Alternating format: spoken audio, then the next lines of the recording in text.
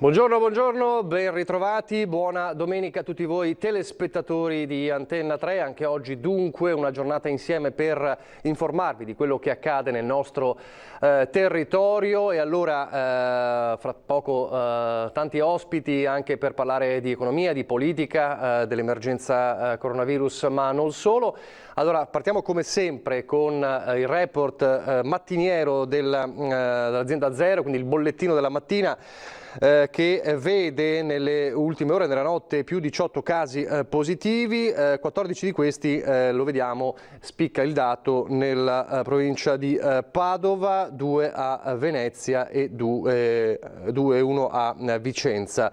Quindi nell'arco delle 24 ore, compreso il solo caso positivo del pomeriggio di ieri, siamo a 19 casi positivi, 19.809 come vedete i casi dall'inizio dell'emergenza, 722 i casi attualmente positivi, 17.023 i negativizzati, le persone insomma guarite. Resta ancora buono, ottimo il dato, diciamo, quella tabella zero che riguarda i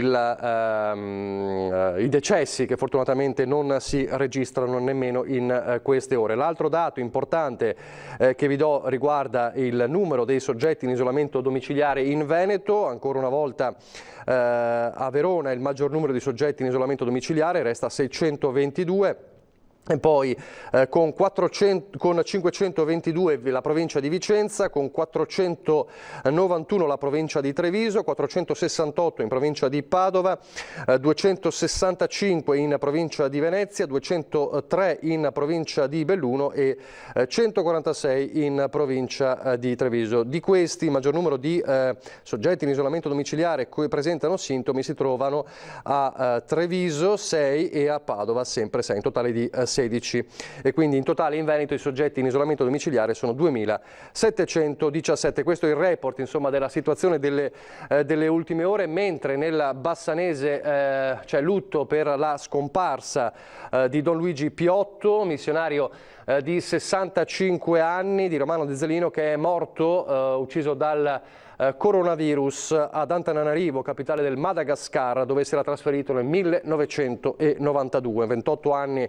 trascorsi a nord della capitale come parroco, come direttore e incaricato anche della scuola professionale, dedicandosi ai poveri e ai ragazzi a cui dare una istruzione.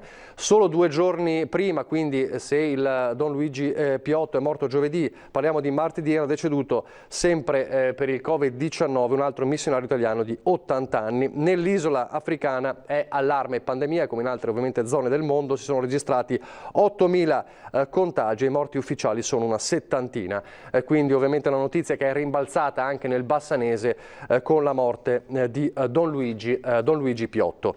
Questo per quanto riguarda l'emergenza coronavirus, che però non ferma ormai il monitoraggio, insomma parla di focolai da osservare, ma la situazione odierna insomma di questo periodo ha reso possibile iniziare ufficialmente anche la campagna elettorale e ovviamente oltre alle regionali, e parleremo fra poco con numerosi ospiti, gli occhi puntati per quanto riguarda le amministrative sono su Ca' Farsetti, sono su Venezia, sul capoluogo regionale. Ieri c'è stata la presentazione, diciamo, della lista di Luigi Brugnaro, il sindaco uscente di Venezia, anche con la coalizione sostenuta dal centro-destra, ma tra i suoi avversari c'è il sottosegretario dell'economia Pierpaolo Baretta, candidato invece sindaco con il centro-sinistra, che dovremmo avere in collegamento, se non sbaglio.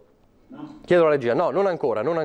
Allora vediamo la presentazione ieri di Luigi Brugnaro e poi la commentiamo insieme al sottosegretario Baretta, che dovrebbe raggiungerci a brevissimo. L'appello che faccio è a tutti i cittadini, le brave persone, alle famiglie e ai lavoratori. Concentriamoci tutti per il rilancio economico del nostro luogo. Porto Marghera, il centro storico di Venezia, tutta la filiera turistica, ma anche le grandi scommesse sulla ricerca, sull'innovazione, sull'ambiente. Inizia con un appello diretto ai cittadini veneziani la campagna elettorale del sindaco uscente Luigi Brugnaro. Il rilancio economico del territorio è il primo punto, ma per concretizzarlo davvero serve l'aiuto di tutti. Se non ci interessa la provenienza, non ci interessa di chi siete figli, di chi siete parenti, cosa pensate su tanti di valori, più siamo, più bello è. Questa è l'idea civica che ho io della politica e penso che potrebbe essere un modello per il futuro. Un messaggio inclusivo, prettamente civico, quello di Brugnaro, comunque sostenuto da tutti i partiti di centrodestra. Civismo che per Brugnaro continua ad avere il colore fucsia, 129 i nomi dei consiglieri di municipalità della sua lista, a cui si aggiungono i 36 candidati consiglieri comunali. Tra loro ci sono gli assessori uscenti, Simone Venturini, Renato Boraso, Paola Mara, Massimiliano De Martini e Paolo Romor. Rivendica i risultati raggiunti Brugnaro, che però già studia il ricambio generazionale della città.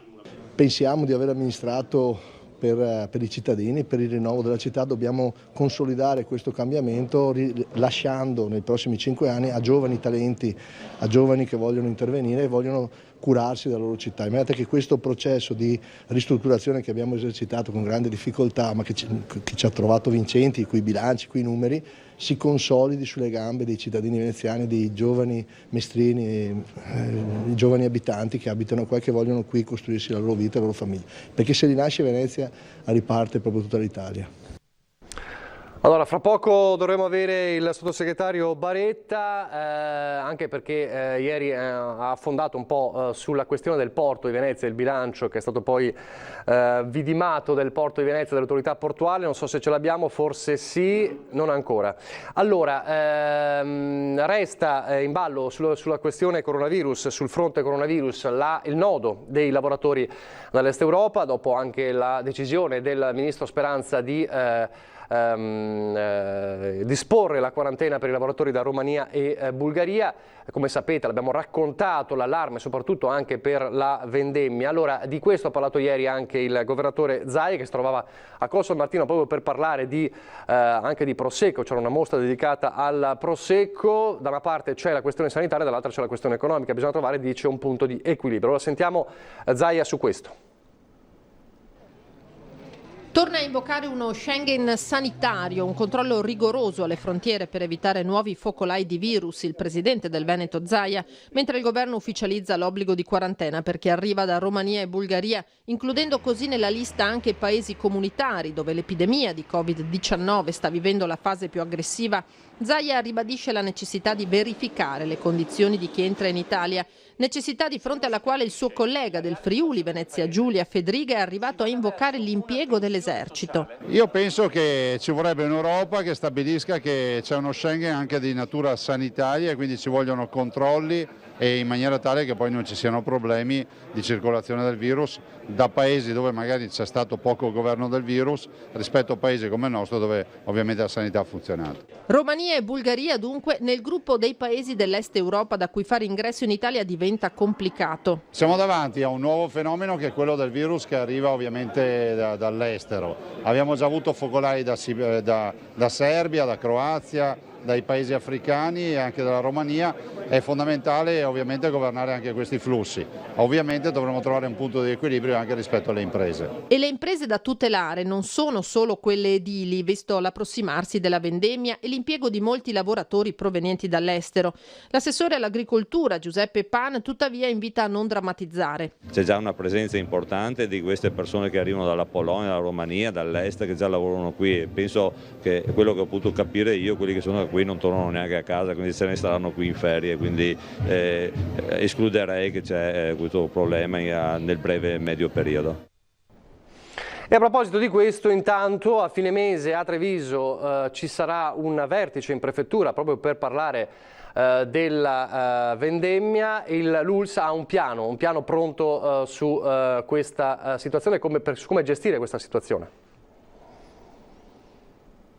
Tanto la nostra economia è importante, per cui ecco, anche qui niente allarmismi. Fronte vendemmiatori dall'estero. Dopo i dubbi sollevati dalle associazioni di categoria e dai viticoltori, il direttore generale dell'US 2 chiede a tutti di abbassare i toni. Certo, il tema contagi è più che mai evidente, ma è altrettanto importante sostenere la punta di diamante dell'agricoltura trevigiana e veneta, ovvero la produzione del superiore sulle colline tra Conegliano e Valdobbiadene. Noi abbiamo necessità di raccogliere questo prodotto, considerando che ci servono migliaia e migliaia di persone per raccogliere gli oltre 8.000 ettari.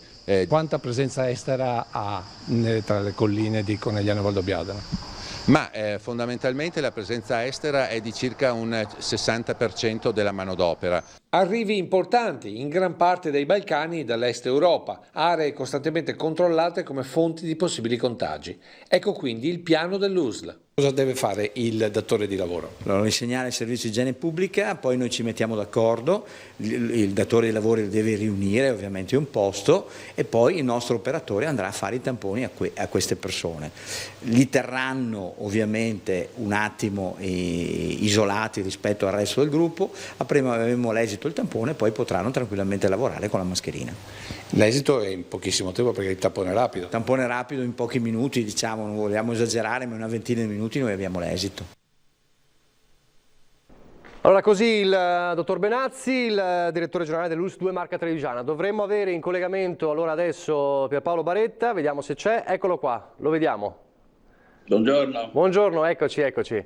Allora, abbiamo visto qualche minuto fa abbiamo rivisto Luigi Brugnaro che ieri insomma ha ufficializzato, ha presentato, è partita ufficialmente la sua corsa per Ca' Farsetti. Ieri lei è tornato a parlare della questione del porto perché come sapete il Ministero dei Trasporti ha dato l'ok al bilancio 2019 dell'autorità portuale dichiarandolo regolare. Questo insomma ha portato a un suo commento abbastanza forte. Ci può riassumere qual è il suo commento su questo?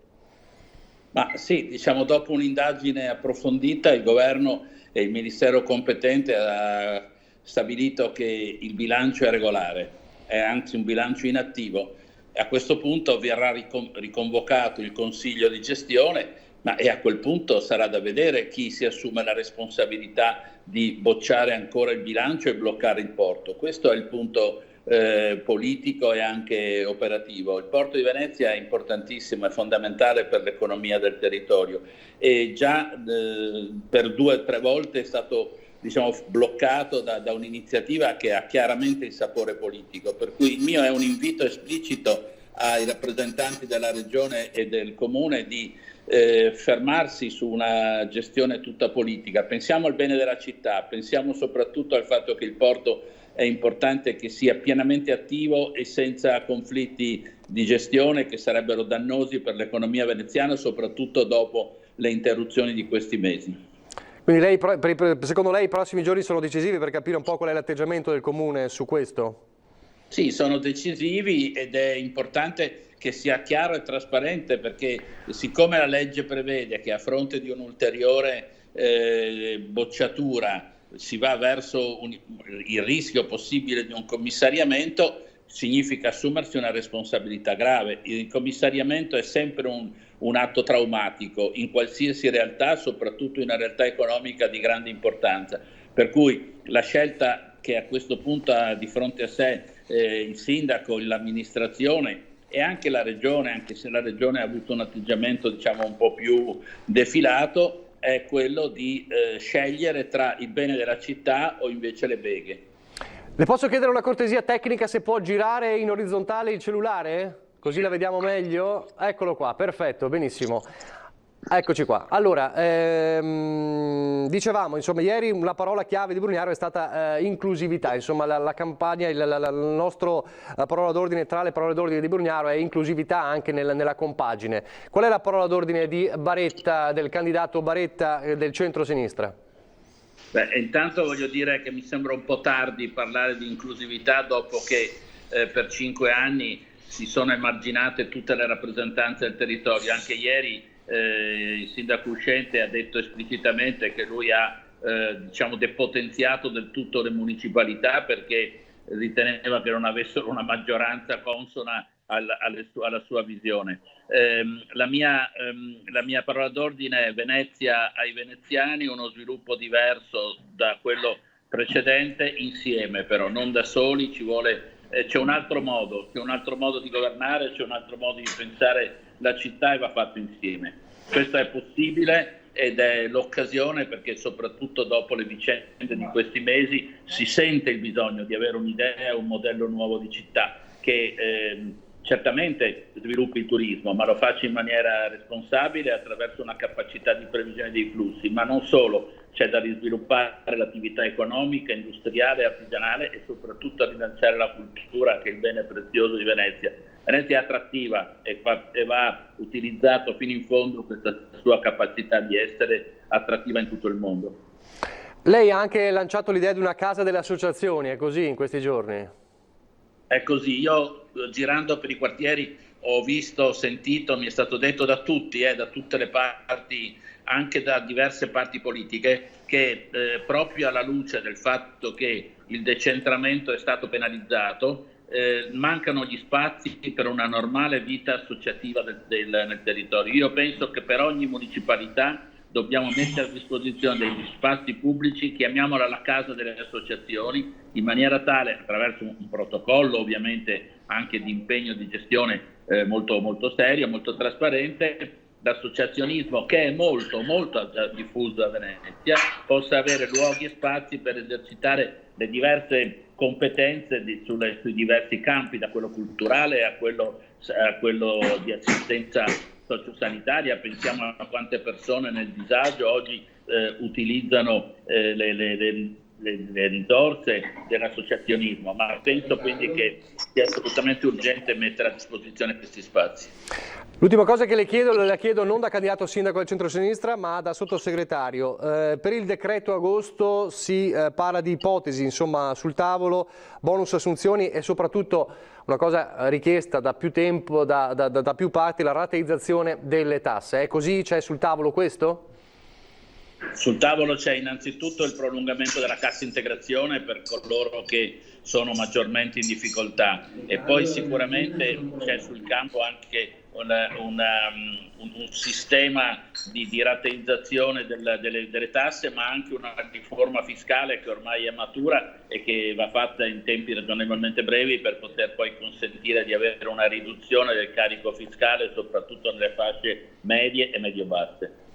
Grazie allora, grazie a Pierpaolo Baretta, grazie per averci concesso questi minuti insomma nel suo giro quotidiano. Allora lasciamo il tempo agli altri ospiti di collegarsi, perché avremo fra poco 4 ospiti, allora cerchiamo di averli tutti insieme nello stesso momento. Allora, tra gli effetti del coronavirus anche ovviamente le ripercussioni sul traffico. Ieri c'è stato un po' il punto della situazione di CAV sul tratto autostradale e si è parlato dell'esodo in corso, insomma questo primo esodo estivo che è un esodo da bollino rosso ma senza particolari criticità. Non sarà un'estate con particolari criticità perché il flusso ovviamente è minore rispetto agli anni scorsi, anche se si sta un po' riprendendo rispetto a quanto si pensava. Allora vediamo un po' il punto della situazione sulla rete autostradale. To Venice. Yes. The city. Yes, the city. Da dove arrivate? A Svizzera. Dove siete diretti? Come si chiama? Treviso, Jesolo. A Porto Santa Margherita. Siamo attrezzati, gel, mascherine, tutto.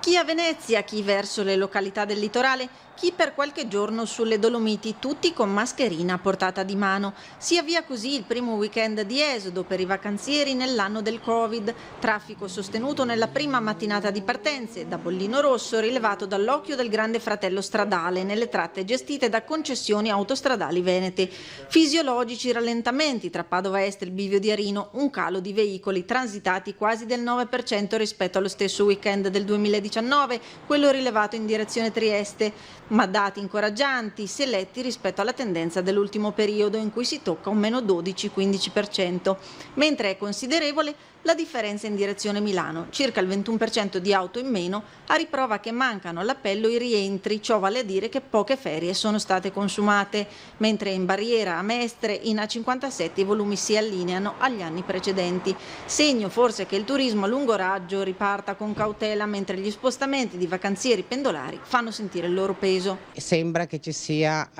oggi ad esempio un grande movimento verso le spiagge locali, quindi Jesolo e tutte le altre vicine. Naturalmente abbiamo ritenuto di mantenere esattamente lo stesso tipo di piano esodo che utilizzavamo negli altri anni, potenziandolo addirittura per alcuni aspetti, come ad esempio quello della comunicazione all'utenza. La buona notizia per i viaggiatori, però, nonostante le incognite di quest'estate così particolare, è che in questa tratta non sono previsti weekend da bollino nero, un anno ballerino imprevedibile in cui però, al pari degli anni scorsi, si potenzia il personale in strada per far fronte a segnalazioni, soccorsi, emergenze e non si trascura la comunicazione nei confronti degli utenti alla guida, con l'app Infoviaggiando, pannelli e informazioni in tempo reale in radio sul sito www.cavspa.it. Allora ci sono comunque i consigli, perché è stata comunque di un esodo e la sicurezza ovviamente è importante ed è in primo piano. I consigli, il vademecum della Polizia Stradale del Veneto per affrontare i viaggi in questo esodo estivo. Prima giornata di partenze e oltre ai bagagli si pensa all'auto, comfort e dispositivi di sicurezza, ma a fare la differenza è chi guida. Per questo la Polstrada traccia una lista di consigli utili ad affrontare il viaggio. In primis, attenzione alla stanchezza, una nemica che può compromettere l'attenzione, sia alle soste frequenti quindi, ma senza lasciare il veicolo incustodito. È proprio durante i periodi di esodo, infatti, che aumentano i casi di furto all'interno delle autovetture, bagagliai carichi che fanno gola ai malpensanti. Il dispositivo è il medesimo del trascorso anno, quindi con un aumento notevole delle pattuglie il venerdì, il sabato e la domenica, quindi nel weekend. Al momento il traffico non presenta criticità, è comunque di fondamentale importanza il rispetto di tutte le regole della strada, i limiti di velocità, non usare il telefono, quindi non distrarsi, e soprattutto nei periodi di esodo è importante anche frequenti soste, perché la stanchezza sicuramente pregiudica l'attenzione, quindi ci si espone ad un pericolo maggiore. Attenzione individuale e attenzione studiata e pianificata sul territorio, quella messa in campo dalla Polstrada, che schiera più pattuglie, nonostante le ipotesi sugli esodi di quest'anno parlino di numeri controllati. Rispetto a quelli degli anni passati. Certo, è più difficile quest'anno fare delle previsioni, ma difficilmente potranno essere gli esodi che abbiamo assistito gli anni scorsi anche ad agosto. Così allora il quadro della situazione. Allora ci colleghiamo intanto con i primi due ospiti, ne stiamo aspettando gli altri due. Allora torniamo a parlare un po' di politica. Allora Luca De Carlo, coordinatore regionale di Fratelli d'Italia, buongiorno. Buongiorno a tutti. Benissimo, eccoci. Poi Annalisa Nalin di Più Europa, c'è anche lei? Non la vedo. La vedo? Vediamo se si collega. Aspettiamo un attimo. Annalisa Nalin, Più Europa. Sento gran rumore, va bene. Allora intanto che si collega Annalisa Nalin, stiamo aspettando anche Alessandra Moretti e Raffaele Baratto. De Carlo, mi sente? Certo. Benissimo, perfetto. Allora, la corsa alle regionali insomma è partita. La cosa che volevo chiederle è: avete firmato questo benedetto patto per l'autonomia tra voi alleati del centrodestra? Per quello lo firmeranno i big, immagino, quindi Salvini, Berlusconi e Meloni. Io non ho nessun dubbio sull'autonomia, l'ho detto 1000 volte, quindi l'accordo è nazionale, quindi anche con Zaia e con il Veneto, quindi a meno che non ci siano sconvolgimenti, ma non credo che possano esistere, indipendentemente che si firmi questo patto a Roma, tra i tre big credo che sul territorio un patto sull'autonomia sia già sancito di fatto dal referendum del 2017, dove tutte le forze, compresa Fratelli d'Italia, ha votato convintamente per quel referendum. Tra gentiluomini non c'è nemmeno bisogno di sancire con una firma un patto. Noi l'abbiamo fatto un patto con gli elettori anche del centrodestra, firmando e facendo firmare quel referendum. Quindi io non ho nessun problema e credo che non ci sarà nessun problema. Oggi bisogna parlare anche però di altri temi, sono quelli di una crisi che ad ottobre morderà fortissimo i nostri corregionali e a cui dovremmo cominciare già a dare risposte già nei nostri programmi elettorali. Senta, restiamo un attimo sulla politica e poi andiamo su questo. Il balzo in avanti, insomma, di Fratelli d'Italia di questo ultimo periodo, insomma, può mettere un po' a repentaglio l'alleanza, secondo lei? Ma perché? La Lega dovrebbe essere felice di avere un partito nazionale ho letto, non so se sono così voci, ma ho letto insomma di qualcuno a cui piacerebbe, qualche esponente leghista a cui piacerebbe un monocolore Lega al governo del Veneto. A chi non piacerebbe un monocolore Lega? A me piacerebbe un monocolore Fratelli d'Italia, ma per governare tutta la nazione. Se dovessi governare solo il Veneto da solo e poi dovessi andare a governare la nazione altrettanto da solo, mi andrebbe bene. In realtà qui abbiamo dimostrato ampiamente che il centrodestra è la formula vincente e quindi bene sarebbe e sarà andare tutti uniti in Veneto per poi andare tutti uniti a Roma e portarla a casa la benedetta autonomia. Altrimenti se ci dividiamo in Veneto poi diventa difficile stare tutti assieme anche a Roma. Certo, intanto saluto e ringrazio Annalisa Nalin che vedo collegata, Più Europa, buongiorno. Buongiorno, mi sentite adesso? Sì, adesso la sentiamo, dovrebbe esserci collegata anche l'onorevole Alessandra Moretti, europarlamentare del Partito Democratico, so che c'è, me lo dicono dalla regia. Eccolo qua, perfetto. Stiamo aspettando Raffaele Baratto. Chiedo a De Carlo, si può leggermente alzare il cellulare in modo che la testa non viene tagliata, insomma, dalla inquadratura? La vedo un po', la vediamo proprio in primissimo piano. Non so se riusciamo. Esatto, sì, la vediamo proprio come dire, un po' tagliato. Dovrebbe un attimo allontanarsi un secondo con l'immagine e alzare un po' il cellulare. Ecco qua. Se poi riesce anche a mettersi non in controluce non la vediamo in ombra, ecco. Un po' di lezioni di regia. Adesso provo. Allora, mentre lui fa le prove, Moretti, restiamo intanto, avevamo iniziato a parlare con De Carlo delle regionali, poi parliamo anche di Europa perché è stata la settimana anche del Recovery Fund.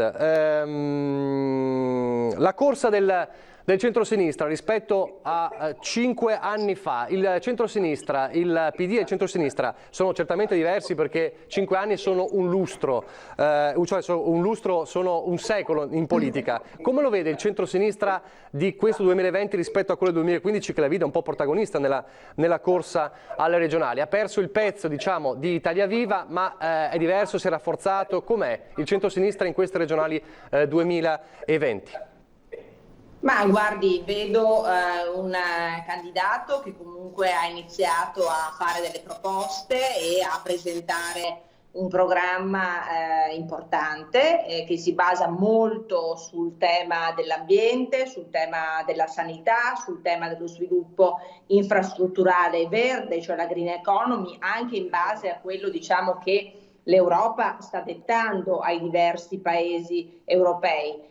Sono contenta che nelle liste ci siano donne che appunto corrono, molti di queste sono anche uscenti, in particolare Francesca Zottis e Anna Maria Bigon e molte altre ovviamente che si sono messe a disposizione ovviamente delle liste. È una corsa difficile come lo è stata 5 anni fa, ma in politica bisogna accettare le sfide anche quando si sa che si possono perdere. Però è importante che il centrosinistra riesca quantomeno a dare come dire, agli elettori veneti un'alternativa credibile, proposte diciamo così attuabili, quindi realizzabili, per cui io penso che insomma ce la possiamo mettere tutta come sempre e ovviamente l'esito sarà molto difficile da vincere. Sarei diciamo così poco realista se dicessi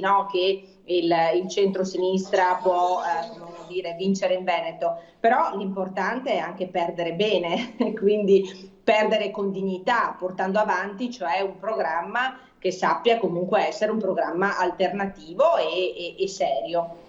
Nalin, che centro-sinistra è quello che si mette in corsa per queste regionali, cercando di cambiare insomma il governo delle regionali dopo 10 anni di governo centrodestra, diciamo di governo Zaia e poi precedentemente anche di Galan?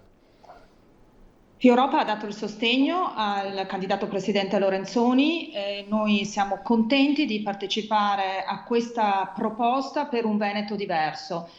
Noi non vogliamo più il Veneto che abbiamo visto negli ultimi 15 anni, un Veneto chiuso, un Veneto autarchico, il Veneto che pensa di essere sempre dei primi della classe e poi si scopre fragile.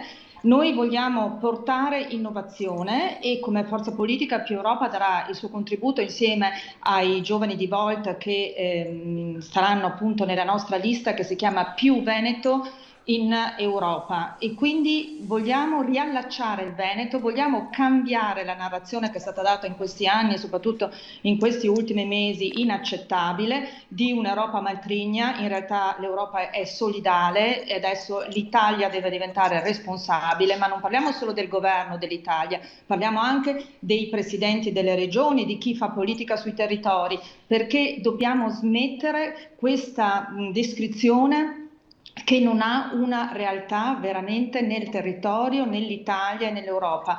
Noi portiamo avanti uno slogan che penso che dia anche la chiave, è stato molto apprezzato dai nostri, dalle liste che correranno con noi e da Lorenzoni. Il nostro slogan è: il Veneto è la nostra terra, l'Italia è il nostro paese, l'Europa è la nostra casa, oggi e domani. Ecco, noi speriamo che al di là di quello che sarà il risultato finale, si inizi veramente un percorso diverso al Veneto, con i veneti, si inizi a parlare di denari, di soldi, di investimenti, di cose reali e non sempre chiuderci e dire facciamo noi, tanto non arriva nulla. No, i soldi arriveranno e sarà nostra responsabilità di veneti, cittadini, imprenditori, enti politici, strutture, associazioni, dimostrare le capacità di andare a prendere una somma che sarà intorno al 10% di quel budget che arriverà in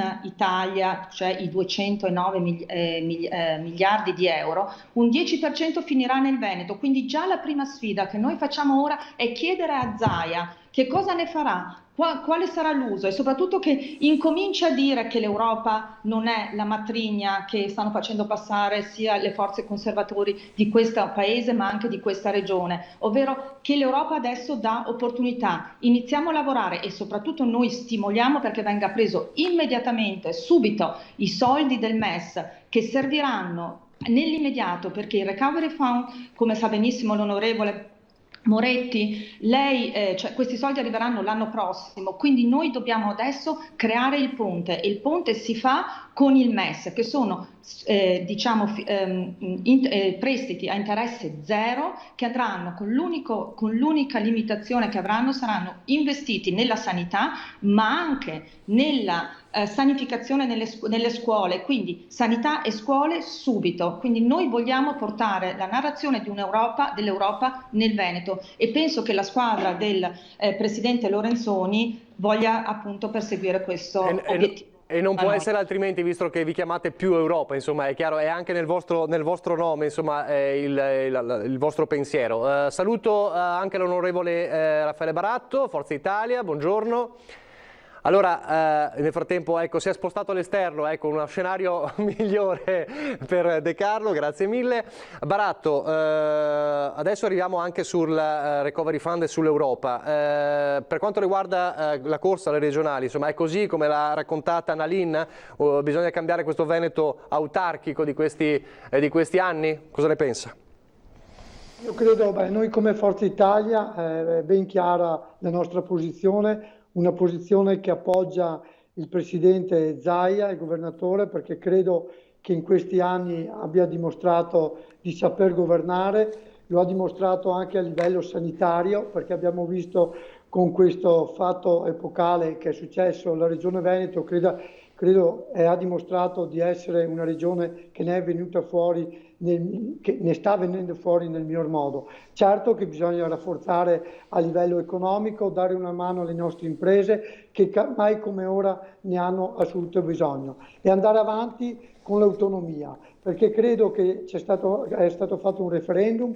Quel referendum ha dimostrato che i veneti vogliono un'autonomia vera e seria, perché credo che bisogna rafforzare questa regione che è sempre stata il motore a livello economico di questo paese, per cui questo motore ha bisogno di benzina e mai come ora bisogna dimostrare che a un paese di dare un appoggio reale, che mai come adesso ce n'è bisogno. Tra l'altro noi ieri abbiamo anche presentato il nostro simbolo di Forza Italia, e proprio all'interno abbiamo messo autonomia per il popolo veneto, che assolutamente ne ha bisogno. Per cui credo che bisogna davvero fare lo sforzo perché questo paese si rafforzi, e mai come ora ce n'è bisogno. Credo che il Veneto può essere un punto di partenza, come lo ha sempre dimostrato, e noi veneti davvero credo che sia l'occasione giusta questa. Forza Italia è sempre stata al centrodestra, noi appoggeremo il governatore, appoggeremo Zaia, sempre però con la schiena dritta, mantenendo la nostra davvero forza di Forza Italia. Okay. Allora, andiamo sul fronte europeo. Allora, partiamo proprio da Alessandra Moretti, perché insomma l'ha vissuto in prima persona a Bruxelles. Il Recovery Fund si è discusso molto, la vittoria di una vittoria di Conte, per molti invece, per i critici, un'illusione perché legata a delle condizioni. Ci racconta questa settimana come l'ha vissuta a Bruxelles?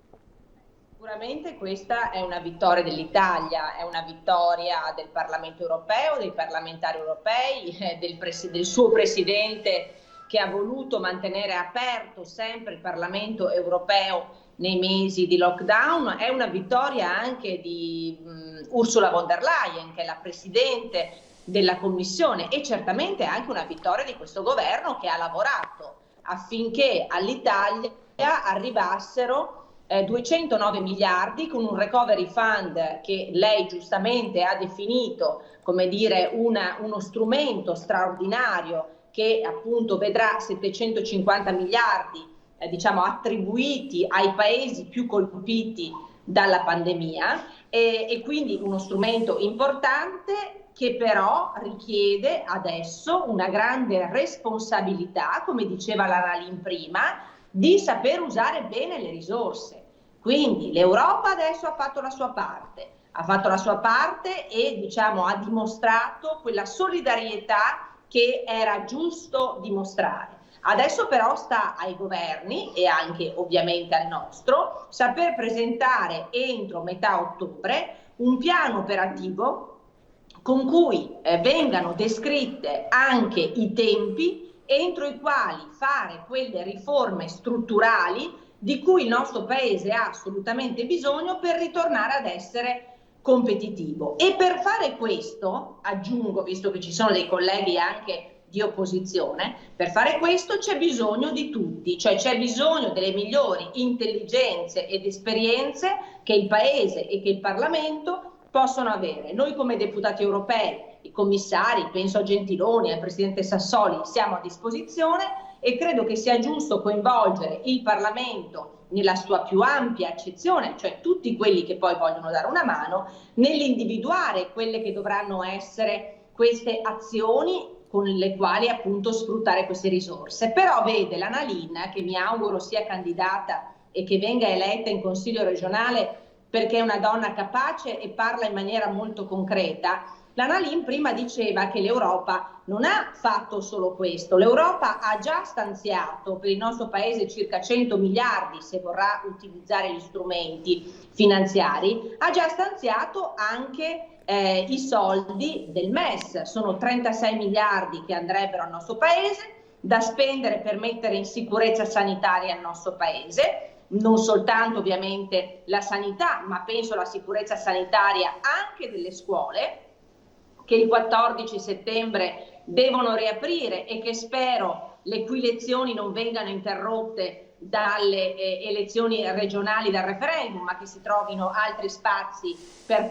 poter votare, perché sarebbe veramente molto indecoroso e poco dignitoso per un paese civile se i nostri ragazzi in pieno lockdown dopo 3 mesi di scuola dovessero interrompere nuovamente le lezioni. E quindi io credo che questi soldi del MES dovrebbero essere utilizzati, perché certamente presentano meno condizionalità rispetto a delle altre. Certo, qualcuno mi potrà dire ma i soldi del MES non li usa nessuno. Intanto bisogna vedere, perché nel corso del negoziato era bene non scoprire le carte, ma devo anche sottolineare che l'Italia ha una condizione economica, debitoria e anche relativa al sistema sanitario molto diversa rispetto agli altri paesi. La Germania non ha i nostri problemi nella sanità, perché in Germania non hanno tagliato 35 miliardi in 10 anni alla sanità. Quindi bisogna fare i conti con la condizione specifica in cui i singoli paesi si trovano.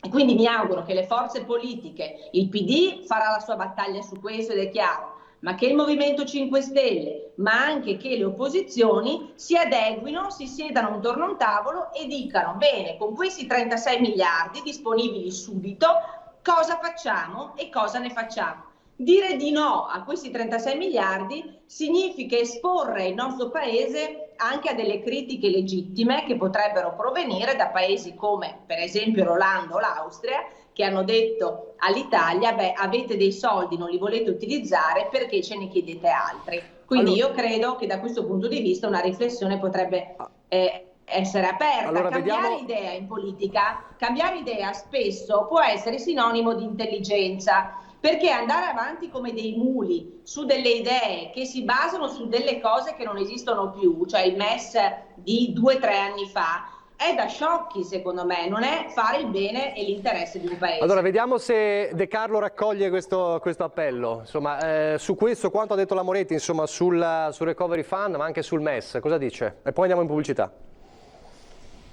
Insomma, se è sinonimo di intelligenza cambiare tante volte idea, il PD e il Movimento 5 Stelle sono oggettivamente delle persone molto intelligenti, perché anche sul fatto stesso che esista la loro alleanza hanno cambiato idea, quindi evidentemente sono delle persone molto intelligenti. Peccato che magari non la pensino così i cittadini, ma quello non è un problema. Io credo che questa maggioranza sia un po' supponente quando crede di poter dettare anche le linee politiche e l'indirizzo dell'opposizione. Io ho votato personalmente 2 volte lo scostamento, convinto come sono sempre stato, che l'interesse nazionale sia assolutamente la cosa per la quale io mi batto in Parlamento. Certo che però quando vedo che i soldi sono utilizzati nella maniera in cui l'hanno utilizzati, con una serie di marchette che noi abbiamo denunciato, inutile ricordare la questione dei monopattini, che sembra quasi ormai stucchevole, ma che è nella realtà dei fatti, insomma 140 milioni per il monopattino, poi non si può andare a dire alle imprese che sono in crisi che si è fatto tutto il possibile. Io credo che invece oggi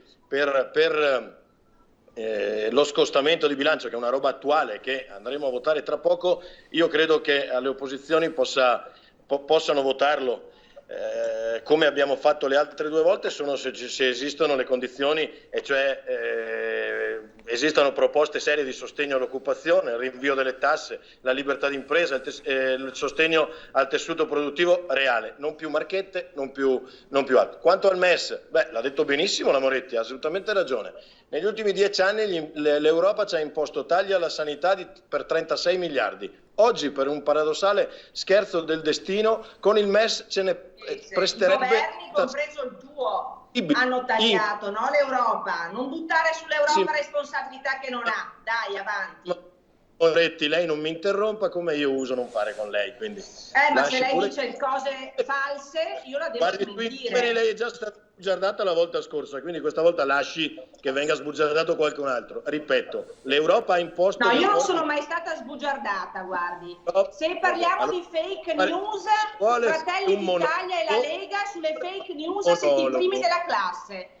Onorevole Moretti, se vuole fare un monologo e dettare anche la linea dell'opposizione, cambi idea per l'ennesima volta. Sì, ma lei non mi dica che io sono stata sbugiardata, non dica le balle, perché sulle fake news Fratelli d'Italia e la Lega siete i primi della classe.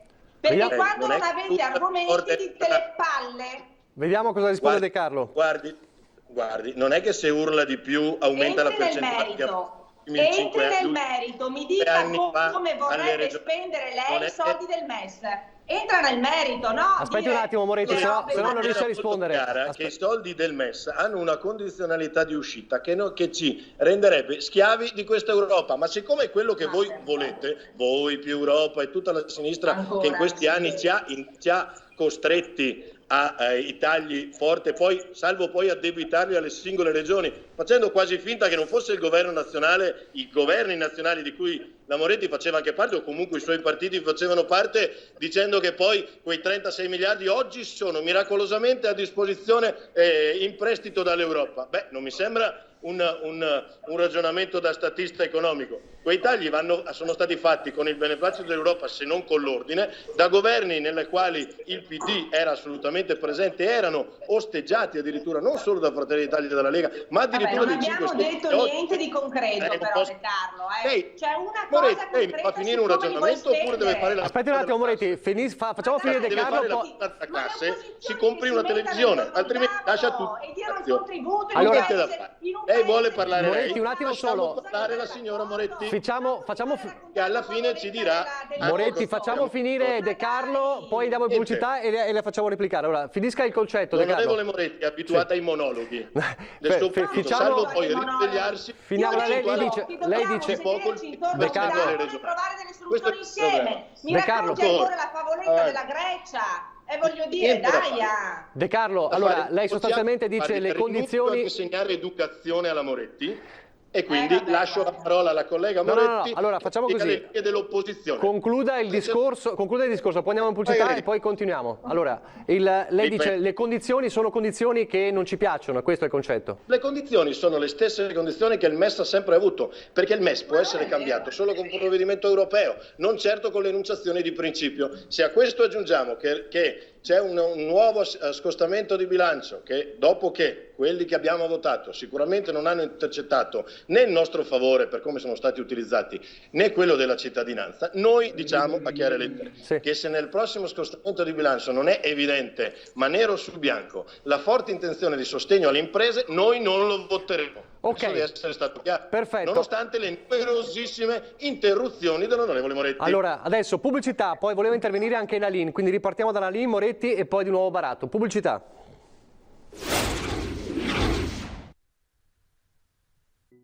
Rieccoci in studio, allora riprendiamo il dibattito Recovery Fund e MES. Ci eravamo lasciati con De Carlo, adesso ha chiesto di intervenire Annalisa Nalin, poi torniamo ad Alessandra Moretti e poi Raffaele Baratto. Allora, Nalin, si è sentita presa in causa? Sì, molto, e vorrei ripartire con una frase che ha detto Angela Merkel che calza benissimo alla situazione che stiamo vedendo. La pandemia ha smascherato i limiti dei populisti. Negano i fatti, così come fa De Carlo, ma non risolvono i problemi, così come fa De Carlo e la forza politica a cui appartiene. E è veramente paradossale sentirci dire ora che i tagli sono stati fatti, 37 miliardi in 10 anni, sono stati tagli, più che altro sono state mancanze di investimenti che dovevano appunto essere portati avanti in 10 anni, che sono stati fatti da tutti i governi, a partire dai governi del centrodestra. Quindi è assolutamente ridicolo quello che sta sostenendo il collega di Fratelli d'Italia. E a maggior ragione poi in questi 10 anni, se vogliamo andare a vedere nel concreto cosa è accaduto nelle regioni, diciamo, dove poi la Lega si è affermata con questa forza elettorale come la Lombardia e il Veneto, lì non hanno fatto altro che spostare i denari della sanità pubblica a beneficio delle sanità private e convenzionate. Quindi questo che non vuol dire che noi siamo per una sanità pubblica tout court, ma noi siamo non per gli spostamenti facili dove tu sei il governo, Fontana, Zaia, eccetera, esposti tutti gli utili possibili alle strutture sanitarie convenzionate private e non stai a guardare cosa sta succedendo nella tua sanità pubblica. Quindi questa presa di posizione di De Carlo è assolutamente da smentire e smentita dai fatti in sé. Per quanto riguarda il MES, altra smentita, perché comunque è chiaro che, io concordo con Alessandro Moretti, i Fratelli d'Italia e Lega hanno portato avanti una politica e una comunicazione basata sulle fake che è ormai insopportabile. Infatti ormai dovremmo venire in televisione chiedendo il fact checking ai giornalisti, perché è insopportabile, sono insopportabili i messaggi che stanno dando. Per quanto riguarda il MES non è stata causa della rovina della Grecia, perché il MES non esisteva nel 2009. Allora adesso lei ha fatto la paternale a Moretti, stia zitto, aspetti che vi parlo io. Le pago la stessa cortesia che la Moretti ha pagato a me. Allora, insopportabile è lei. E sto facendo anche adesso lo specchio. Poi lo decideranno i veneti, dov'è il problema? Lei dice a Moretti di non interrompere, poi lei interrompe me, questo è classico. E la Moretti ha smesso di intervenire, infatti. Vado avanti, proseguo sul ragionamento, perché anche vorrei dire due o tre.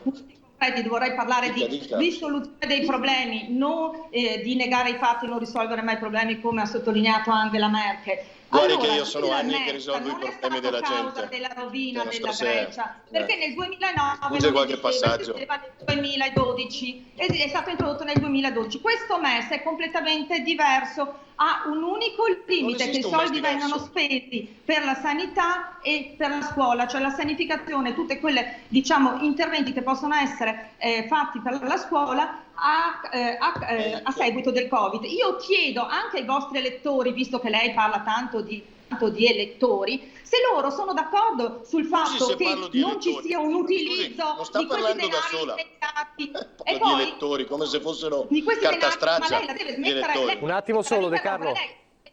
Il loro atteggiamento nei confronti degli elettori è questo. Loro supponenti e gli elettori sono così. Un attimo, De Carlo, un attimo solo. Io vorrei concludere il mio ragionamento. Facciamo finire. Sulla loro via al potere. Questi sono gli elettori. Quando non votano per loro sono io vorrei concludere il mio ragionamento. Facciamo finire Annalisa Nalini. Posso concludere? Sì, certo. Parliamo con la pancia, sono capaci tutti. Io vorrei finire un ragionamento. Quindi il ragionamento è risolvo problemi da anni. Posso finire? Posso terminare una frase senza che lei mi interrompa? Frase, non tanto, una frase. Questi soldi sono immediatamente disponibili. Dico alle famiglie dei venete: fate pressione sui vostri politici, perché questi soldi ci servono a mettere a posto la sanità e servono a mettere a posto le scuole dove voi volete portare i vostri figli in situazioni sicure. Basta con la demagogia che non serve a nulla. Inoltre dico a De Carlo, se lui pensa che questa frase, anche qua bisogna smetterla con questa storia, chi se ne importa che avrete i voti forse futuri degli elettori? Non è che potete chiudere la bocca a tutta la mezza Italia che non vota voi e la vostra coalizione. Voi state indebitando i nostri figli, il voto dei nostri figli. Allora, e lo fate con una sfacciataggine che sembra quasi che abbiate la vita in tasca. I vostri figli voteranno noi. È vergognoso quello che state facendo. I giovani sono lontani dalle politiche e da fake news vere. Allora, facciamo così. Baratto, che non l'ho ancora sentita su questo, poi torniamo da Alessandra Moretti, poi di nuovo da De Carlo, perché insomma Nalini è stata molto chiara, voi parlate solo di fake news. Baratto, MES Recovery Fund, è come dice De Carlo, si sta indebitando il futuro? No, allora, su questo Forza Italia sul MES non è contraria, purché sia davvero scritto in maniera seria.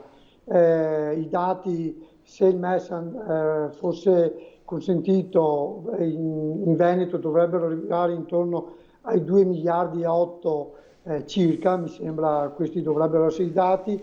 Se la scadenza dei prestiti a 10 anni a tasso annuale a 0,1%, costo una tantum a 0,25% e a costo annuale di 0,0 0,5, non esiste sul mercato del debito pubblico strumento che consenta tassi così bassi, però stiamo attenti perché credo che sia importante non indebitare ancora ulteriormente questo Paese, ma questo Paese va assolutamente aiutato in maniera forte, per cui l'Europa deve davvero guardare a questo Paese, che è un Paese che ha sempre fornito l'Europa per quanto riguarda dei soldi per tenere in piedi questa Europa. Per cui l'Italia, bisogna capire che è davvero importante, è un tassello non indifferente per questa Europa. Per cui credo questo Paese vada rispettato in maniera seria e non come è stato fatto finora. Anche perché credo che oggi quei soldi che sono stati promessi all'Italia debbano venire all'Italia in maniera veloce, altrimenti non servono a niente.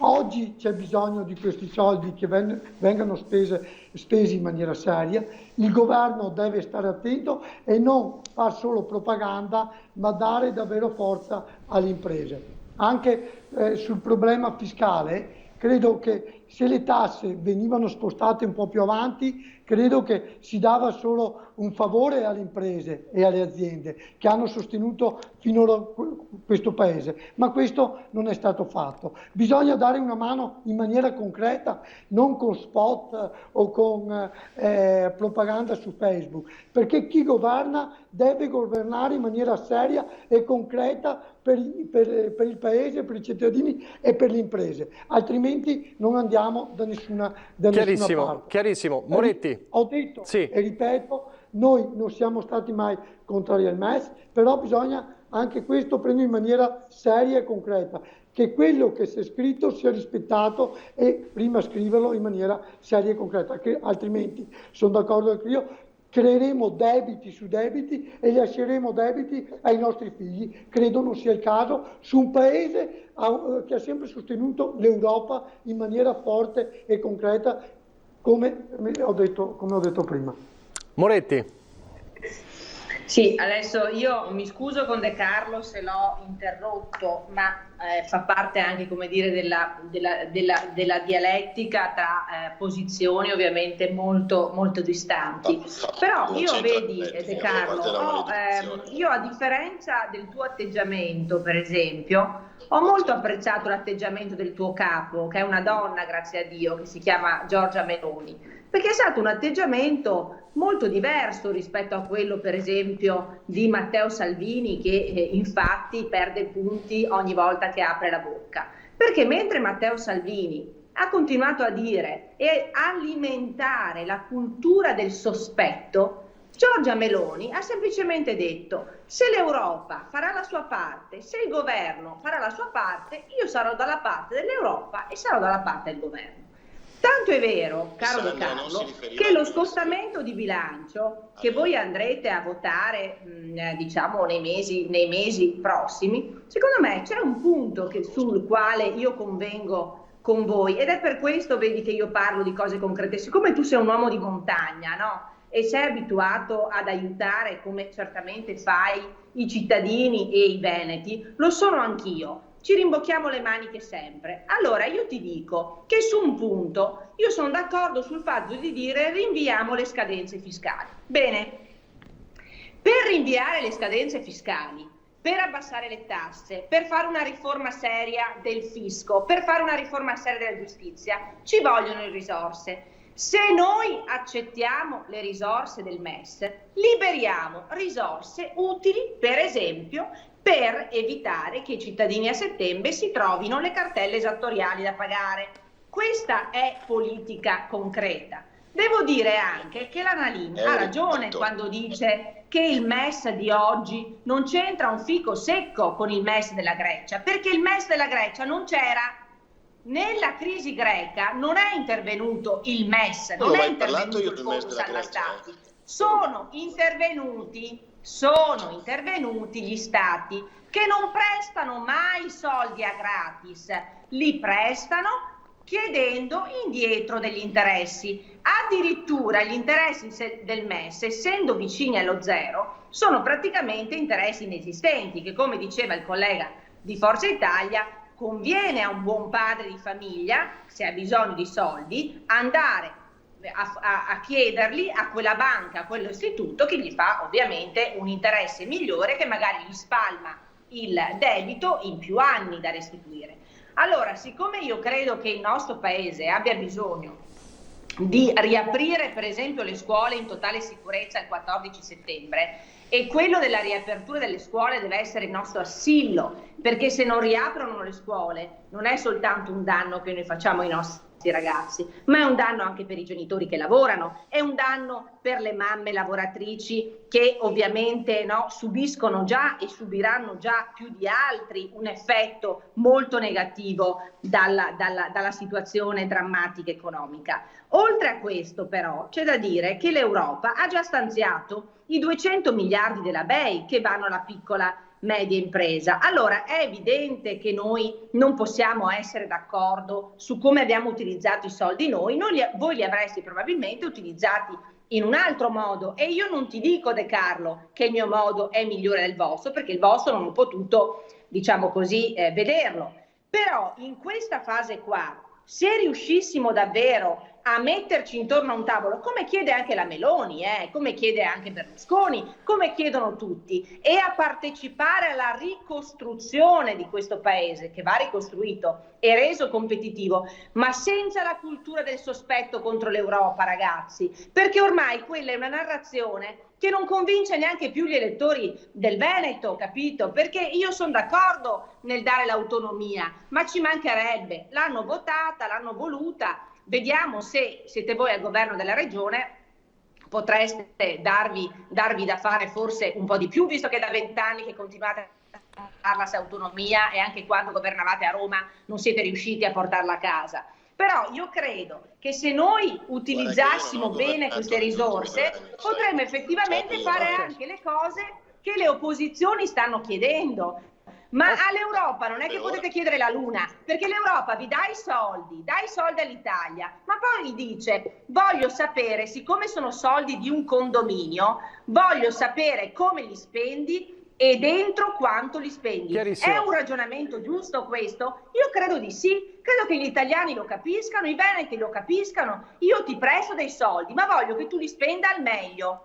Perfetto. Altrimenti, visto che l'Italia tanti soldi di fondi europei non li sa neanche utilizzare, tant'è vero che vengono restituiti giustamente all'Europa, che li distribuisce ai paesi che spendono meglio. Impariamo a spenderli bene sti soldi nei tempi corretti. Benissimo, sentiamo De Carlo allora. Ma io guardi che sinceramente questo intervento della Moretti mi è anche piaciuto, nel senso che non aver sostanzialmente ribadito quello che la Meloni ha detto, cioè che noi non abbiamo nessuna preclusione, a parte il MES, perché la Meloni si riferiva al Recovery Fund e lo sai benissimo che si riferisce al fatto che queste risorse saranno disponibili dopo il 2021, dopo la seconda metà del 2021. Non lo dice la Meloni, non lo dice nemmeno Luca De Carlo, lo dice Gentiloni, che non mi pare faccia parte della parte politica mia e della Meloni. Però è anche vero che noi siamo disponibili a discutere ancora dell'impiego delle risorse, come lo eravamo prima.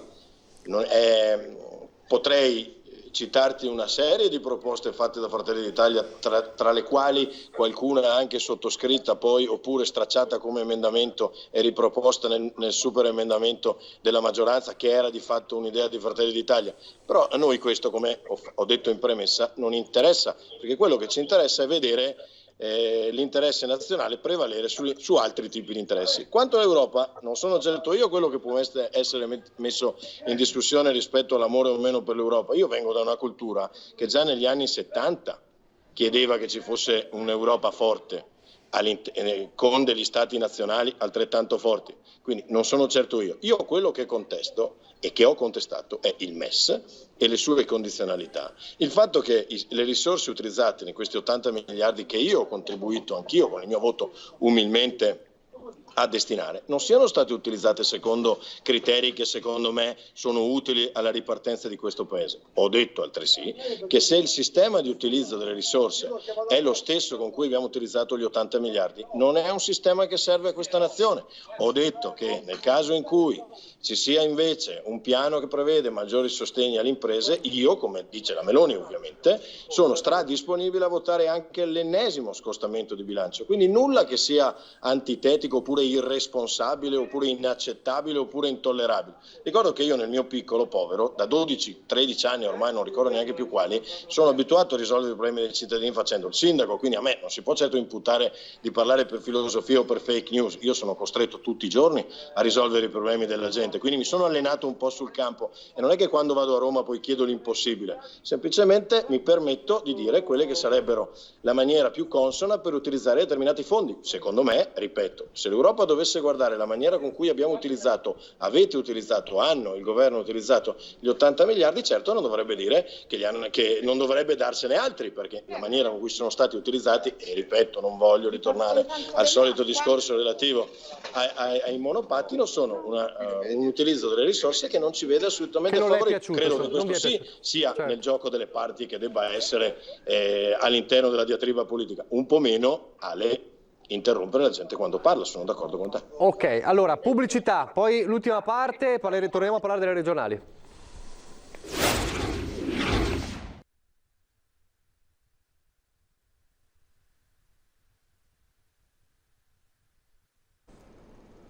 Rieccoci in studio, abbiamo pochissimi minuti per cui vi chiedo di essere anche sintetici.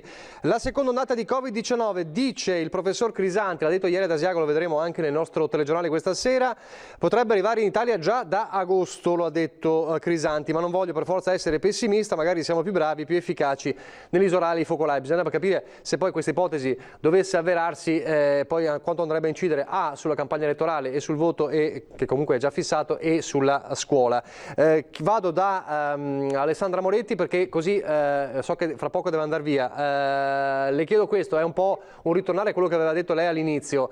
C'è un sondaggio oggi sui quotidiani che dà Lorenzoni al 12%. I sondaggi sono fatti per essere poi smentiti, però insomma sembra davvero una sfida impossibile quella del centro-sinistra. Beh, la sfida del centro-sinistra in Veneto è sempre stata una sfida molto molto difficile, però io sono una donna che ormai di campagne elettorali ne ha fatte tante per prendere voti, diciamo, di preferenza, quelli cioè che secondo me contano, come molti miei colleghi qui in studio, a partire appunto dai sindaci. Anch'io ho fatto l'amministratore locale ed è probabilmente una delle esperienze più belle perché, come diceva De Carlo prima, si danno risposte concrete ai cittadini. Ma detto questo, anche quando sai che la tua è una sfida molto molto difficile, ci devi mettere tutto l'impegno, tutta la passione, tutta la serietà nel fare delle proposte, come diceva prima la Nalina, alternative.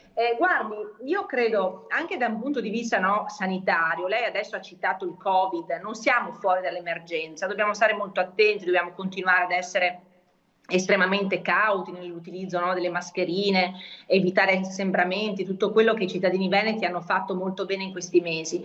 Però vede, anche il sistema sanitario veneto ha retto e noi abbiamo dato una risposta straordinaria rispetto anche alla Lombardia, dove abbiamo visto adesso ci sono anche delle inchieste giudiziarie molto pesanti ai danni di Fontana, ma che spero vengano smentite ovviamente. Ma vede, noi abbiamo retto perché il nostro è un sistema sociosanitario voluto da Tina Anselmi ancora decine di anni fa, che ha coniugato il sistema, diciamo così, della sanità con quello del sociale.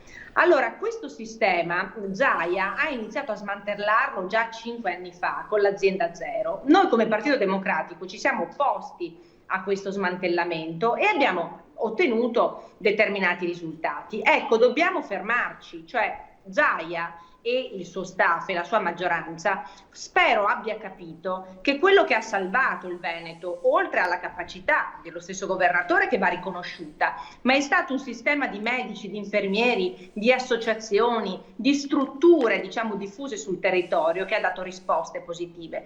Questo modello non va diciamo ridotto allo zero, perché tanti sono stati gli ospedali chiusi, tanti sono stati i posti letto ridotti nella nostra regione. Allora, quando dicevo prima che bisogna essere in grado anche di cambiare idea, di riconoscere magari un errore o che abbiamo imboccato una strada sbagliata e possiamo ritornare indietro finché siamo in tempo. Io credo che la campagna elettorale di Lorenzoni dovrebbe basarsi su questo, dovrebbe basarsi sul rilancio green. Noi siamo una delle regioni più inquinate d'Europa, quindi l'ambiente, ma anche la sanità, che è, diciamo, la struttura operativa che dà risposta alle persone quando questi stanno soffrendo. Grazie. Perfetto, grazie. Salutiamo allora Alessandra Moretti e Luca De Carlo.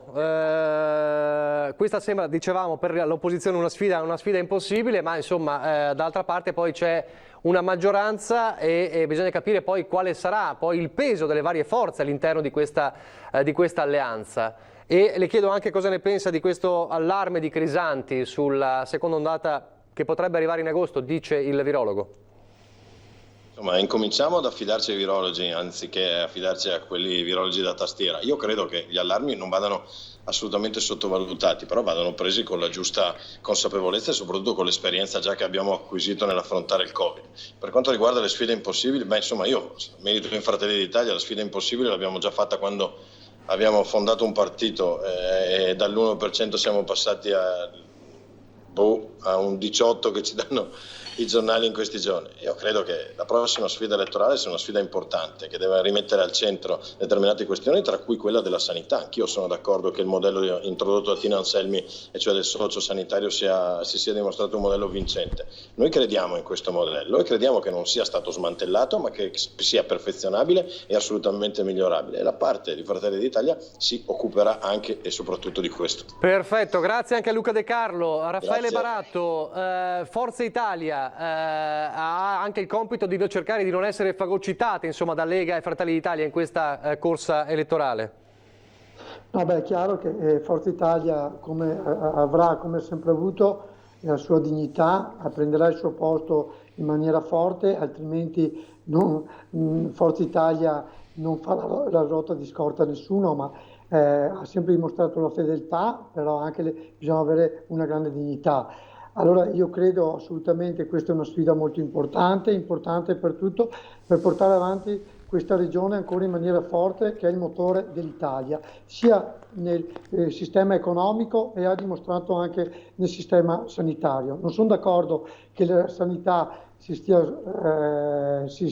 smantellando in Veneto, perché credo non sia così. È vero che la sanità veneta viene da anni in maniera molto forte e molto importante. Purtroppo bisogna anche ricordarlo che lo Stato centrale ha tagliato molto alla sanità nazionale e il Veneto ha saputo sempre ristrutturarsi in maniera forte e concreta e ha dimostrato anche in questo ultimo periodo, dimostrando di essere capace e di essere pronta anche a eventuali urgenze. E questo è davvero il Veneto e ha dimostrato anche la sanità. Credo che il governatore, chi ha governato in questi ultimi anni, non stia assolutamente smaltirando, ma riformando. E questo è importante, riformando in maniera forte e in maniera concreta. Questo sta dimostrando di essere un Veneto forte. Credo sia davvero l'esempio da portare avanti in futuro e per i prossimi 5 anni. Grazie allora anche a Raffaele Baratto. Chiudiamo un minuto con Daniela e Annalisa Nalin. È davvero una sfida impossibile per il centro-sinistra?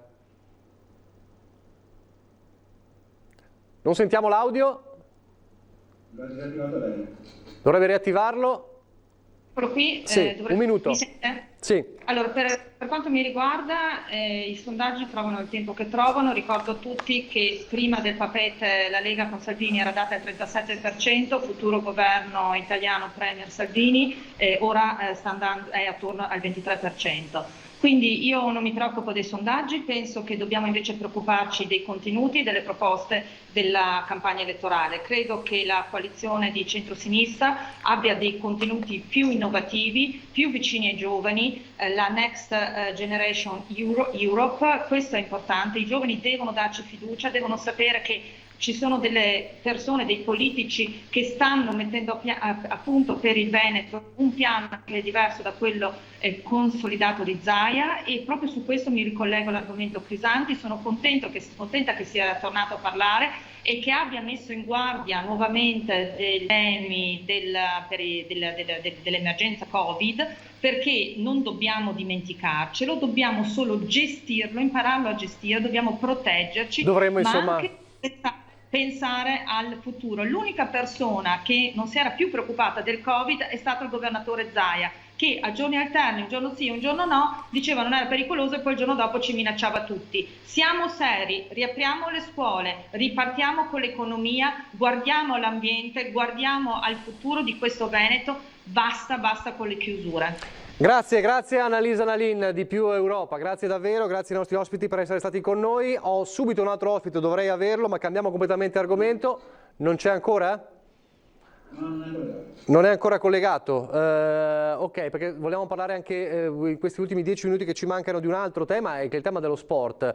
Abbiamo visto come il campionato di calcio è ripartito, seppure a porte chiuse. C'è invece uno sport che non è ripartito, questa stagione è rimasta congelata, ed è il basket. Eccolo qua, lo vedo, le chiedo, grazie, buongiorno al presidente Paolo Vazzoler, presidente della De Longhi Treviso Basket, grazie. Le chiedo se può girare. Buongiorno a tutti voi. Eccolo qua. Perfetto, allora dicevamo il calcio è ripartito, il basket no, e quindi come sappiamo la stagione è congelata, ma ormai è già tempo di guardare alla prossima stagione anche per la De Longhi. Se non sbaglio il ritiro inizia fra pochissimo. Sì, noi stiamo facendo arrivare i ragazzi alla spicciolata, soprattutto il problema è con gli americani che hanno la gestione della quarantena e soprattutto la politica di viaggio che le autorità americane consentono. Appena arrivano faranno tamponi e poi appena il CONI e la FIP daranno le procedure di ingaggio per gli allenamenti cominceremo a lavorare. Per ora sicuramente sarà un lavoro individuale molto dedicato, ma anche perché si conoscono, visto che la squadra è per 7 decimi nuova. Allora, certo, ci sono stati diversi arrivi, Vildera, Russell, Achele, Cisi, insomma in queste settimane tante novità per la De Longhi. Un punto fermo è Menetti, che ha prolungato fino al 2023. Max ha fatto una cosa molto bella, nel periodo di pandemia ci siamo seduti a tavolino, aveva un anno di contratto ancora, abbiamo chiacchierato a lungo, abbiamo capito che le nostre filosofie, la mission della società erano assolutamente in linea con quelle che erano le sue aspettative, e fatto un accordo allungando i tempi di contratto. A quel punto è molto più facile lavorare, lui dà certezza della capacità di gestire i ragazzi, tanto che il roster quest'anno prevede un canovaccio di gioco sicuramente molto diverso da quello dell'anno scorso, e lui dovrà divertirsi con le varie tessere del puzzle che ha costruito con Andrea. Senta, guardando al calcio che è ripartito, c'è forse un po' di rimpianto che poteva forse esserci una gestione anche del campionato di basket diversa, seppur a porte chiuse, secondo lei? Sì, per la gente, e allora per questo motivo non aveva senso riprendere. Se vedo cosa sta facendo il calcio, che lavora su spazi aperti, lavora all'aperto, non lavora in palazzi chiusi, vedo cosa sta accadendo nell'NBA, che sta facendo la bolla di Orlando. Di Orlando, con uno spending che è devastante. Se la non certezza di finire, vedo molti ragazzi che sono fermi, forse la scelta migliore è stata questa per la salute dei ragazzi e anche del pubblico. Abbiamo avuto il tempo di lavorarci sopra, ora aspettiamo semplicemente che, visti i discorsi del servizio precedente, sono legati anche alle decisioni politiche del Ministero della Sanità, degli organismi vari quanto a tutela dei ragazzi, perché la normalità credo che sia la cosa che auspicano tutti. Noi rappresentiamo un momento di condivisione pubblica, alcune realtà come la nostra sono già riaperte, perché qualsiasi locale pubblico ha una vicinanza che potrebbe essere gestita come il palazzetto. Sicuramente dovremo mettere in atto delle procedure. Giocare per noi stessi, sì, è bello perché lo fai al campetto con gli amici, ma credo che lo scopo di una società sia quella di far divertire la gente e poi far sognare dei ragazzini che possono un giorno arrivare ai palazzi pieni per potersi divertire anche loro e far divertire gli altri soprattutto. Peraltro, se non sbaglio, proprio in queste ore si è registrato lo sfogo, parliamo di calcio, di Mihajlovic, l'allenatore del Bologna, che ha detto insomma così comunque è un calcio che non mi piace, insomma abbiamo visto tutto in queste settimane, questi stadi vuoti e questo silenzio che certamente è surreale. Il 27 settembre la partenza della stagione, è così? Corretto, e prima c'è una partenza comunque ufficiale, perché quest'anno è il 50ennale della Lega, abbiamo deciso di fare non i tornei estivi, che sarà difficile organizzare perché nessuno potrà avere gente, di fare un torneo di Supercoppa in modo che sia a carico delle società della Lega l'organizzazione, per sfidarci da subito per qualcosa che conta. È una Supercoppa importante, fatta a gironi, quindi tutte giocheranno un po' di partite e poi solo le eccellenze proseguiranno e saranno poi geografiche, per cui per noi è previsto un girone con Trieste e Venezia, quindi molto belli in termini di campanilismo e di sfide. Speriamo che avverranno queste fra un mese data più o meno, le prime partite, per cui speriamo che già quelle possano essere fatte magari con una prova tecnica, con meno gente di potenzialità, cioè una percentuale di presenza a palazzetto. Secondo me sarebbe l'occasione ideale per capire cosa accadrebbe nel caso in cui pian piano aprissimo il flusso al palazzetto. 18 squadre e una retrocessione, questo è il format di questa prossima stagione? Su carta sì, nel senso che facciamo la conta, ora è il 31 luglio, quindi in questa settimana dovranno chiarire le posizioni un paio di società che hanno fatto tutte le carte per la preiscrizione e dovrebbero adempiere altri 2 procedimenti per essere in regola con. Il 4 agosto c'è una riunione di Lega in cui faremo la conta e si deciderà se il campionato sarà comunque pari, probabilmente, se sarà a 16, a 14, a quel punto quante retrocessioni, se servirà una fase orologio per giocare un po' di più dopo. Purtroppo la pandemia ha accentuato alcune criticità economiche e in questo momento il regolamento prevede che abbiano tempo fino a fine luglio, per cui fino a fine luglio non sappiamo esattamente quanti siamo. Ci guarderemo in faccia, sapremo esattamente chi siamo e quanti giocheremo, per cui tutti ci dicono cosa farete, io devo aspettare che le cose si chiariscono, è veramente un appuntamento al buio. Quindi il prossimo step ufficiale qual è? 31 luglio l'in-out della Lega e della Comtech, cioè il comitato finanziario che analizza gli adempimenti finanziari che erano necessari. 3 agosto riunione di Lega, 7 luglio c'è, se non sbaglio, la riunione definitiva di FIP che dà l'in-out definitivo e lì partono i calendari, partono le date, parte tutto il processo che prevede il campionato. La cosa carina è che Treviso ha da subito detto noi ci siamo, ci viene bene perché il payoff della squadra è io ci sono. In questo caso rappresentando un po' di popolazione trevigiana e della provincia, abbiamo detto noi ci siamo pronti, ci siamo tirati sulle maniche, fatto una fatica incredibile, non è ancora finita, abbiamo bisogno ancora che qualcuno ci dia una mano in termini di economics, perché la non certezza degli incassi potrebbe creare qualche difficoltà, però contiamo sull'amore che la gente finora ha dimostrato, prova ne sia stata un'unione fatta dai consorziati un paio di settimane fa in cui tutti erano lì anche solo per rivedersi in faccia, abbiamo capito anche lì che il basket sì è bello palazzo, è quelle scene che vedo ora in TV, pallone, giocatori, pubblico, ma è anche la gioia di stare assieme. Allora proprio perché rappresentiamo la gioia di più di 5.000 tifosi al palazzo e qualche decina di migliaia che ci seguono, abbiamo detto subito noi vogliamo esserci e siamo lì pronti a capire chi con noi farà parte di questo campionato e sperando di far divertire la gente il più possibile, magari di fare anche una bella stagione. D'altronde insomma il risultato che avete raggiunto in così poco tempo era talmente importante che insomma non si può abbandonare certamente dopo quanto raggiunto. L'ultima domanda che le faccio, la scorsa stagione si è congelata in un momento in cui la De Longhi dopo un inizio anche non facile, ma poi si era ripresa, adesso sostava intorno al 13° posto. Insomma. Fino a quel momento che De Longhi aveva visto e quindi rispetto a quella De Longhi cosa ci sarà da migliorare, a parte ovviamente tutti i cambiamenti che ci sono stati nel roster? Era anche la prima stagione, era anche un altro livello da prendersi le misure, insomma. È corretto, i ragazzi sono cresciuti giorno per giorno e se piglio a specchio l'anno precedente, grande fatica al girone d'andata e poi invece il giorno di ritorno una cavalcata incredibile che poi nei playoff ci ha portato a raggiungere la promozione e vedendo le feste cadute in piazza abbiamo capito quanto rilevante fosse per la città di Treviso, al di là del fatto che lo fosse per noi. Quest'anno era uguale, i ragazzi sono conosciuti, hanno cominciato a lavorare, hanno capito che in A1 ci sono minimo 10 kg in più medi per giocatore, per cui gli impatti sono diversi, la lotta è diversa, è come un welter che lavora con un peso massimo in un incontro. Ci erano abituati a questo percorso e facciamo vedere cose egregie crescendo. Hanno avuto molta paura di vincere, devo dire, i nostri giocatori all'inizio dell'anno e non è una frase sbagliata, è voluta questa frase perché quando per un paio di volte vai avanti, diventi al terzo tempo e riesci a perdere la partita vuol dire che hai non ancora la freddezza di chiudere. E poi invece è successo che abbiamo vinto una partita in cui eravamo sotto di 20 punti, abbiamo vinto a Pistoia che era l'ultima partita di fatto giocata con l'avversario a sconto diretto con molta caparbietà e convinzione, quindi faceva presumere che anche quest'anno avremmo avuto una primavera in crescendo, forse atteggiamento tipico delle squadre di Menetti.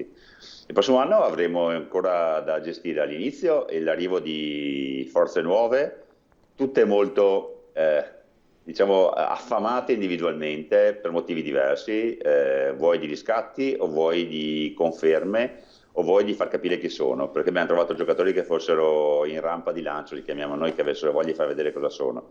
Hanno capito chi siamo e quanta visibilità possiamo dare loro, quanto affetto hanno intorno, le promesse verbali sono bellissime e ora sta a Max pesarle in campo giorno per giorno e a noi pubblico goderceli, sperando per delle cose piacevoli e quindi delle vittorie.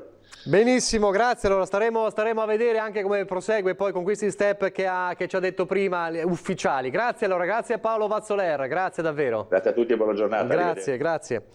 Siamo in chiusura anche noi, davvero, con queste parole sul basket, questo scenario per la De Longhi di Treviso. Ci fermiamo qui e poi questa sera alle 19:30 il telegiornale di Treviso.